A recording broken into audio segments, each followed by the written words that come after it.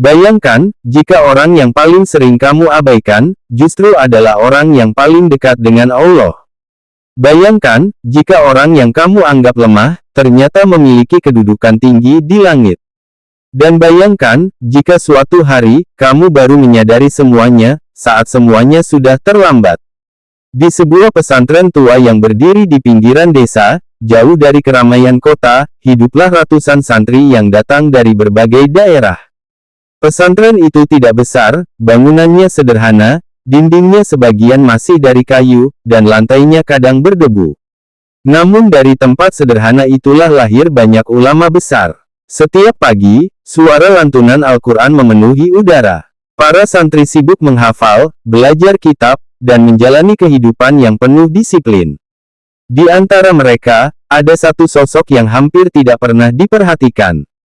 Namanya Ahmad. Tidak ada yang istimewa darinya. Pakaiannya sering terlihat lusuh, sarungnya sudah pudar warnanya, dan pecinya kadang miring tidak rapi. Ia jarang berbicara, lebih sering menunduk, dan hampir tidak pernah ikut bercanda dengan santri lain. Jika para santri lain berkumpul, tertawa, atau berdiskusi, Ahmad memilih duduk sendiri di sudut. Jika ada kerja bakti, ia akan bekerja diam-diam tanpa banyak bicara. Jika ada pelajaran, ia duduk di belakang, mencatat secukupnya, lalu pergi tanpa menarik perhatian. Banyak santri menganggapnya aneh. Ahmad itu kayaknya gak punya teman. Iya, tiap hari sendiri terus. Kayaknya dia gak terlalu pintar juga. Bisikan-bisikan itu sering terdengar. Tapi Ahmad tidak pernah merespon. Ia hanya tersenyum kecil, lalu kembali pada dunianya sendiri. Namun ada satu hal yang tidak diketahui oleh siapapun. Ahmad memiliki kebiasaan yang tidak pernah ia tunjukkan kepada orang lain. Setiap malam, ketika pesantren mulai sunyi, ketika para santri sudah terlelap dalam tidur mereka, Ahmad perlahan bangun dari tempat tidurnya. Ia melangkah pelan, agar tidak menimbulkan suara, lalu berjalan menuju masjid kecil di tengah pesantren. Masjid itu gelap, hanya ada cahaya lampu redup yang menerangi sebagian ruangan. Udara malam terasa dingin, dan suasana begitu sunyi. Ahmad berdiri, ia mengangkat tangannya, dan salat malam pun dimulai. Tidak ada yang melihatnya, tidak ada yang memujinya. Tidak ada yang tahu berapa lama ia berdiri, berapa lama ia ruku, dan berapa lama ia sujud. Namun disitulah, ia benar-benar hidup. Tangisnya pecah dalam sujud. Doanya panjang, penuh harap, penuh rasa takut, dan penuh cinta. Ia berbicara kepada Allah seolah-olah tidak ada lagi yang lain di dunia ini. Ya Allah, ampuni aku. Ya Allah, dekatkan aku kepadamu. Ya Allah, jangan engkau jauhkan aku dari rahmat-Mu. Air matanya membasahi sajadah yang sudah usang. Suaranya lirih, namun hatinya bergetar. Malam demi malam, ia lakukan hal yang sama. Sementara di siang hari, ia kembali menjadi Ahmad yang biasa. Pendiam, tidak terlihat istimewa, bahkan sering diremehkan. Hingga suatu hari, sesuatu mulai terjadi. Pesantren itu kedatangan seorang tamu penting. Seorang kiai besar dari luar daerah yang terkenal alim dan dihormati banyak orang. Kedatangannya disambut dengan penuh hormat oleh para pengurus pesantren. Namun tidak lama setelah tiba, kiai itu tiba-tiba jatuh sakit. Tubuhnya melemah dengan cepat, nafasnya tidak teratur, wajahnya pucat. Para ustadz dan santri mulai panik. Berbagai usaha dilakukan, obat diberikan, doa dibacakan. Namun kondisi sang kiai tidak juga membaik. Hari demi hari berlalu, dan keadaannya semakin memburuk. Suasana pesantren berubah. Yang biasanya penuh dengan semangat belajar, kini dipenuhi kekhawatiran. Para santri mulai sering berkumpul, membicarakan kondisi sang kiai.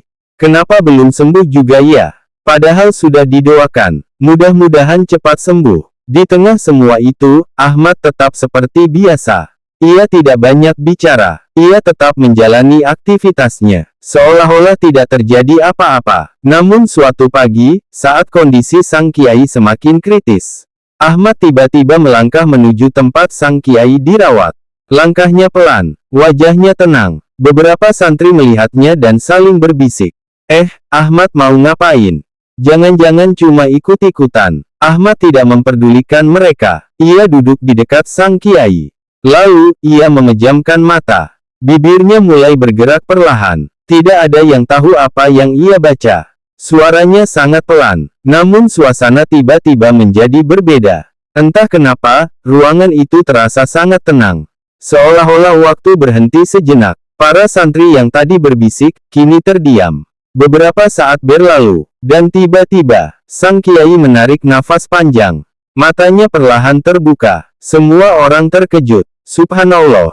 Dia sadar, nafasnya yang tadi berat, kini mulai teratur. Wajahnya yang pucat, perlahan kembali berwarna. Semua orang tidak percaya dengan apa yang mereka lihat. Dan yang lebih mengejutkan, sang kiai menoleh pelan, tepat ke arah Ahmad. Matanya menatap dalam, lalu dengan suara lemah, ia berkata, "Anak ini, bukan orang biasa." Suasana langsung hening. Para santri saling berpandangan. Apa maksudnya? Mengapa kiai itu berkata seperti itu? Dan sejak saat itu, semuanya mulai berubah. Namun, mereka belum tahu, bahwa apa yang mereka lihat hari itu, hanyalah awal dari rahasia besar, yang selama ini tersembunyi. Suasana di pesantren itu tidak pernah sama lagi sejak kejadian pagi itu. Para santri yang sebelumnya tidak pernah memperhatikan Ahmad, kini mulai diam-diam memperhatikannya. Tatapan mereka berubah. Dari yang dulu meremehkan, kini dipenuhi rasa penasaran. Benarkah Ahmad yang tadi? Apa dia punya ilmu khusus? Atau cuma kebetulan saja? Bisikan-bisikan mulai terdengar di berbagai sudut pesantren. Namun Ahmad tetap seperti biasa. Ia tidak berubah sedikit pun. Ia tetap berjalan dengan kepala tertunduk, tetap duduk di sudut kelas, tetap diam tanpa banyak bicara. Seolah-olah, tidak terjadi apa-apa. Namun bagi sebagian orang, justru sikap itulah yang membuatnya semakin misterius. Sementara itu, kondisi sang kiai yang sebelumnya kritis, kini perlahan membaik. Para ustadz merasa lega, para santri bersyukur. Tapi satu hal yang tidak bisa mereka abaikan adalah perkataan sang kiai sebelum itu. "Anak ini, bukan orang biasa." Kalimat itu terus terngiang di benak banyak orang. Beberapa hari kemudian, setelah kondisi sang kiai cukup pulih, ia meminta untuk bertemu dengan pengasuh pesantren. Dalam pertemuan itu, ia bertanya dengan suara pelan, "Di mana anak bernama Ahmad itu?" Pengasuh pesantren terdiam sejenak. Ia sebenarnya juga mulai merasa ada sesuatu yang berbeda, namun belum berani menyimpulkan. Dia hanya santri biasa, kiai, pendiam tidak menonjol. Sang kiai tersenyum tipis. Kadang, yang tidak menonjol di mata manusia, justru sangat tinggi di sisi Allah. Kata-kata itu membuat pengasuh pesantren mulai berpikir dalam. Sejak hari itu, beberapa ustadz mulai diam-diam memperhatikan Ahmad lebih dekat. Mereka melihat bagaimana Ahmad belajar, bagaimana ia berinteraksi, bagaimana ia menjalani hari-harinya.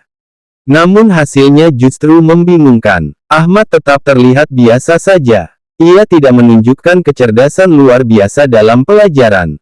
Ia tidak menonjol dalam hafalan. Bahkan terkadang jawabannya sederhana. Namun ada satu hal yang mulai disadari. Ahmad tidak pernah meninggalkan salat berjamaah. Ia selalu datang lebih awal. Ia selalu duduk tenang. Dan setiap selesai salat, ia tidak langsung pergi. Ia tetap duduk, berzikir, dengan wajah yang begitu khusyuk. Seolah-olah, hatinya tidak ingin lepas dari Allah.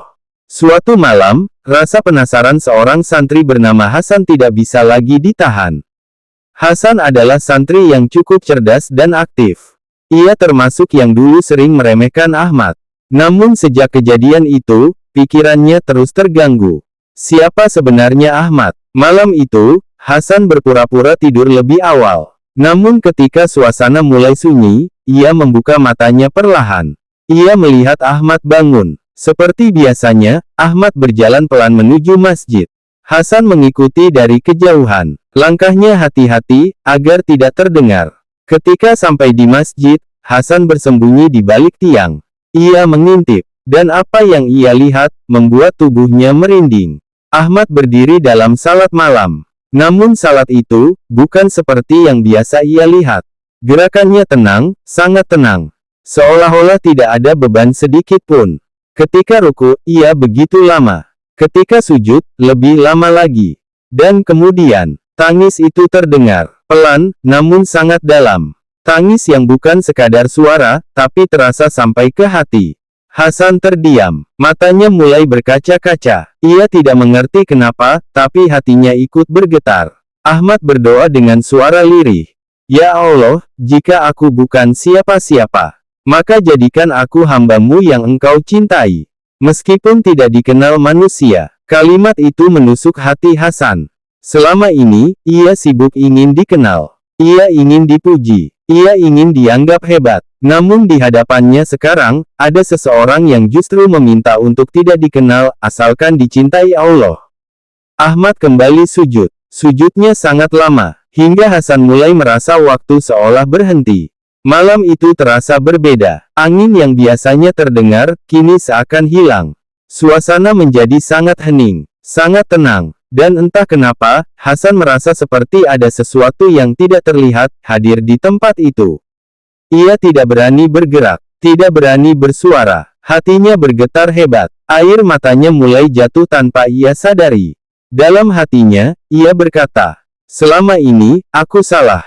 Setelah beberapa lama, Ahmad menyelesaikan salatnya. Ia duduk, berzikir, lalu perlahan berdiri dan kembali ke asrama. Hasan tetap diam. Ia tidak langsung mengikuti. Ia masih tertegun. Pikirannya penuh dengan satu pertanyaan besar. Siapa sebenarnya Ahmad? Sejak malam itu, Hasan berubah. Ia mulai menjaga sikapnya. Ia tidak lagi meremehkan Ahmad. Bahkan diam-diam, ia mulai meniru kebiasaan Ahmad. Bangun malam, berdoa, mencoba mendekat kepada Allah. Namun, semakin ia mencoba, semakin ia sadar. Apa yang dilakukan Ahmad, bukan sesuatu yang mudah.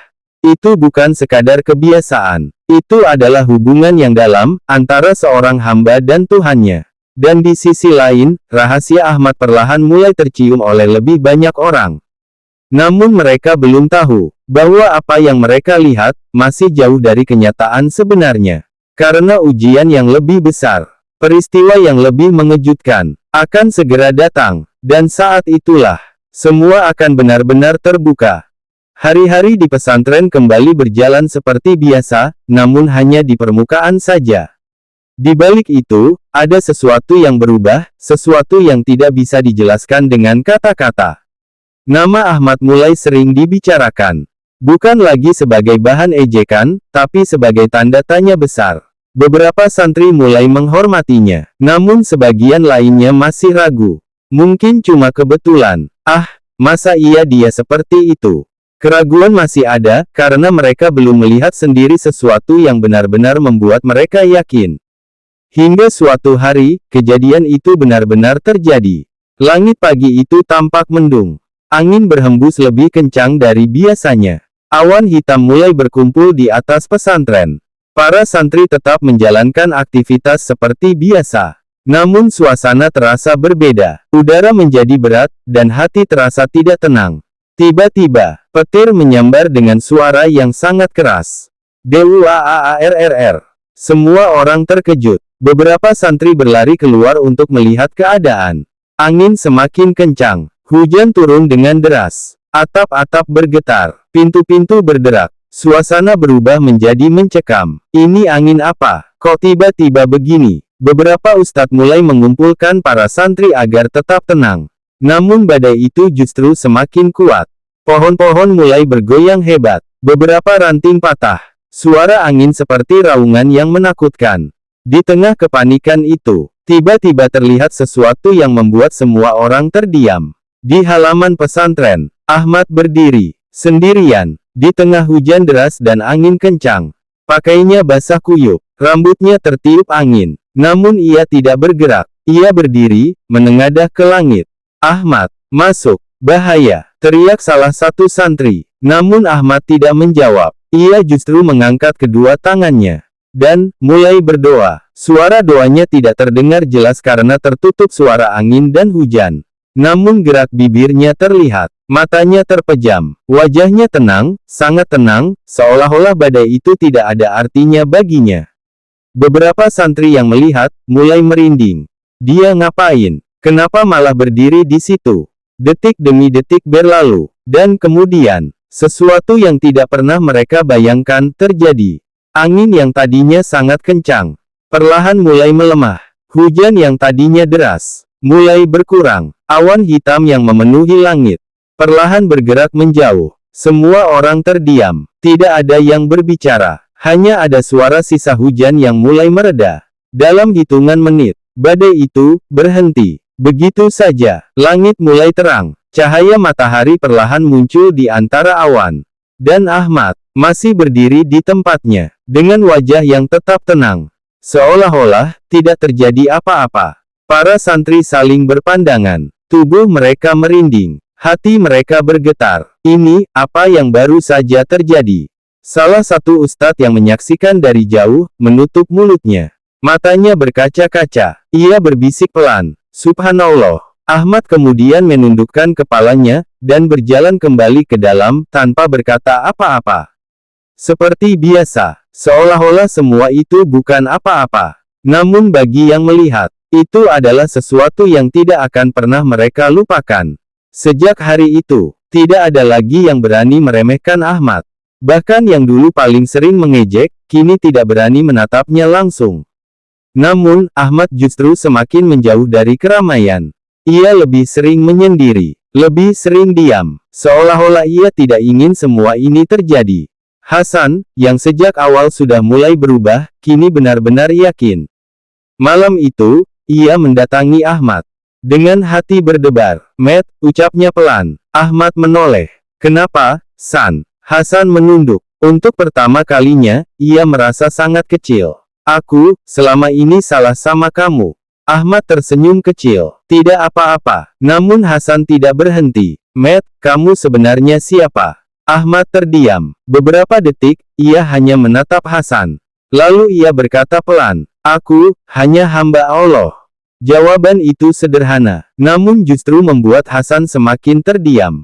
Ia ingin bertanya lebih jauh, namun tidak berani, karena ia mulai sadar bahwa tidak semua hal perlu dijelaskan, dan tidak semua rahasia boleh dibuka. Namun satu hal yang pasti, Ahmad bukan lagi santri biasa di mata mereka. Ia adalah rahasia yang hidup, yang berjalan di tengah mereka, tanpa mereka sadari sejak awal. Namun, perjalanan ini belum selesai, karena ujian terbesar justru belum datang. Dan ketika ujian itu datang, akan ada satu peristiwa yang membuat seluruh pesantren menangis. Sejak kejadian badai itu, suasana di pesantren berubah total. Ahmad tidak lagi dianggap remeh. Namun, justru disitulah ujian dimulai. Karena semakin seseorang dikenal, semakin besar pula ujian yang datang kepadanya. Beberapa santri mulai mendekatinya. Mereka ingin belajar darinya, ingin tahu rahasianya, bahkan ada yang mulai mengaguminya secara berlebihan. "Matt, ajari aku seperti kamu." "Matt, kamu baca amalan apa?" "Matt, kamu punya karomah ya?" Namun Ahmad hanya tersenyum, dan selalu menjawab hal yang sama. "Aku tidak punya apa-apa." Ia tidak pernah merasa lebih. Ia tidak pernah mengakui apapun. Bahkan ia terlihat tidak nyaman dengan semua perhatian itu. Ia mulai lebih sering menghindar, lebih sering menyendiri, lebih sering berlama-lama di masjid. Namun, tidak semua orang menerima perubahan itu dengan baik. Ada sebagian kecil santri yang mulai merasa iri. Mereka tidak suka melihat Ahmad dihormati. Mereka tidak percaya, dan dalam hati mereka muncul prasangka buruk. "Ah, paling itu cuma kebetulan. Jangan-jangan dia cuma pura-pura, atau mungkin ada sesuatu yang tidak kita tahu." Bisikan-bisikan itu mulai menyebar, pelan tapi pasti, hingga suatu hari, fitnah itu benar-benar muncul. Salah satu santri kehilangan uang. Jumlahnya tidak sedikit. Pesantren menjadi gempar. Semua santri dikumpulkan. Pencarian dilakukan. Satu persatu diperiksa. Suasana menjadi tegang. Dan entah bagaimana, nama Ahmad tiba-tiba disebut. "Coba periksa Ahmad." Semua langsung terdiam. Beberapa terkejut. Beberapa tidak percaya. Namun karena suasana sudah panas, akhirnya Ahmad pun diperiksa. Ia hanya diam. Wajahnya tenang, tanpa perlawanan. Dan ketika barang-barangnya diperiksa, tidak ditemukan apa-apa. Namun, fitnah sudah terlanjur menyebar. Beberapa orang mulai berbisik. Walaupun tidak ketemu, tetap saja mencurigakan. Iya, dia kan sering sendiri. Hasan yang mendengar itu, langsung marah. Kalian jangan sembarangan bicara. Namun Ahmad, justru menahan Hasan. Sudah, San, biarkan saja. Hasan tidak mengerti. Matt, kamu difitnah. Ahmad hanya tersenyum. Allah tahu. Jawaban itu, membuat Hasan terdiam. Namun di dalam hati, ia sangat sakit. Bukan karena dirinya, tapi karena melihat orang seperti Ahmad, justru diperlakukan seperti itu. Hari-hari berikutnya menjadi berat. Meskipun tidak terbukti, fitnah itu tetap melekat di sebagian orang. Ahmad tetap menjalani hidupnya seperti biasa. Ia tidak membela diri. Ia tidak marah. Ia tidak menjelaskan apapun. Ia hanya diam. Namun di balik itu, tubuh Ahmad mulai melemah. Ia mulai jarang terlihat di siang hari. Ia lebih sering berada di masjid. Wajahnya terlihat pucat, namun tidak ada yang terlalu menyadari. Karena Ahmad memang selalu seperti itu. Tidak pernah ingin diperhatikan. Hingga suatu malam, Hasan kembali mengikuti Ahmad. Namun kali ini, ada yang berbeda. Ahmad berjalan lebih pelan. Langkahnya tidak sekuat biasanya. Saat sampai di masjid, ia duduk terlebih dahulu. Seolah-olah mengumpulkan tenaga. Hasan yang melihat dari jauh, mulai merasa khawatir. Ahmad kemudian berdiri, dan mulai salat. Namun kali ini, gerakannya lebih lambat, lebih lemah. Dan ketika ia sujud, ia menangis lebih dalam dari biasanya.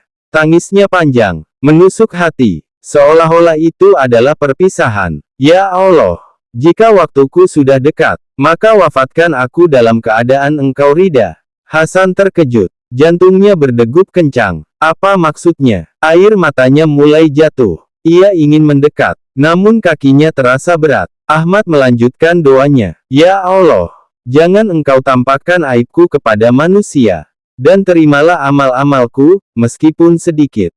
Malam itu terasa sangat panjang, sangat sunyi, dan sangat menyedihkan. Setelah selesai, Ahmad tidak langsung berdiri. Ia tetap duduk, menatap sajadahnya, dalam diam. Lalu perlahan, ia bangkit, dan berjalan keluar. Hasan tidak sanggup lagi menahan diri. Ia keluar dari persembunyiannya. Matt, Ahmad berhenti, menoleh pelan. Hasan menangis. Matt, kamu kenapa? Ahmad tersenyum. Senyum yang sangat tenang. Tidak apa-apa. Jangan bohong, aku dengar semuanya. Ahmad terdiam. Beberapa detik. Lalu ia berkata pelan. San, kalau suatu hari aku tidak ada, jangan cari aku. Air mata Hasan semakin deras. Matt, jangan bilang begitu. Namun Ahmad hanya tersenyum, dan berjalan pergi. Malam itu, menjadi malam yang tidak akan pernah dilupakan Hasan. Dan benar saja, beberapa hari kemudian, Ahmad tidak terlihat lagi. Di kelas, tidak ada. Di masjid, tidak ada. Di asrama, tidak ada. Semua mulai mencari. Suasana pesantren kembali gempar. Namun kali ini, bukan karena badai, bukan karena sakit, tapi karena kehilangan. Dan tidak ada yang tahu bahwa kehilangan ini akan membuka rahasia terbesar yang selama ini tersembunyi. Hari itu, pesantren dipenuhi kegelisahan. Ahmad benar-benar hilang. Tidak ada yang tahu kemana ia pergi. Semua tempat sudah dicari. Asrama, masjid, bahkan sampai ke pinggir desa. Namun, Ahmad tidak ditemukan. Para santri mulai panik. Yang dulu tidak peduli, kini ikut mencari. Yang dulu meremehkan, kini mulai merasa bersalah. Dan Hasan adalah orang yang paling terpukul. Ia berlari ke sana kemari, memanggil nama Ahmad. Matt, Ahmad, petik 2. Namun yang ia dapat, hanya sunyi. Hari demi hari berlalu, Ahmad tetap tidak ditemukan. Hingga pada hari ketiga, seorang warga desa datang ke pesantren.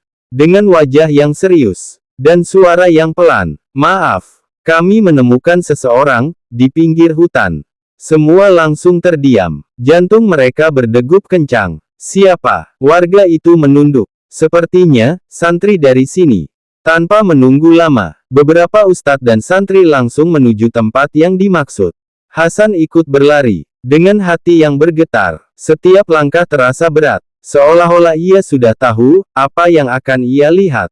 Dan ketika mereka sampai, Semua terdiam. Di bawah sebuah pohon, terbaring tubuh Ahmad. Wajahnya tenang, sangat tenang, seolah-olah sedang tidur. Namun, ia sudah tidak bernyawa. Inna lillahi wa inna ilaihi rajiun. Tangis pecah di tempat itu. Hasan jatuh berlutut. Air matanya mengalir deras. Matt, kenapa kamu pergi sendiri? Ia menangis, sejadi-jadinya. Penyesalan menghantam hatinya. Ia teringat semua kata-kata Ahmad. Semua senyumnya. Semua dia.